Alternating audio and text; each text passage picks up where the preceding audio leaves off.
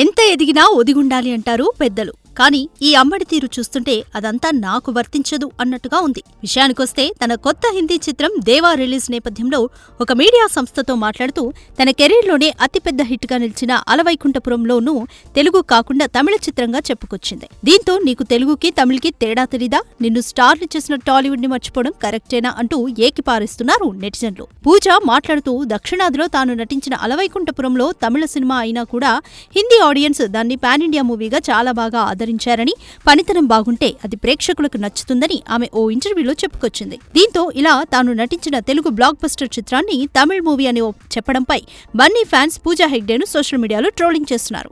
ఇక పూజా కెరీర్ విషయానికొస్తే ఎక్కువ సినిమాలు చేసింది తెలుగులోనే అన్న సంగతి తెలుసు.